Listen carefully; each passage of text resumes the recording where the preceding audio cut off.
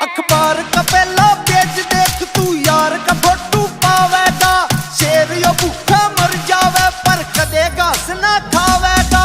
शेर यो भूखा मर जाएगा पर कदे घास ना खावेगा। मुकेश दादी काम करे जो काम नहीं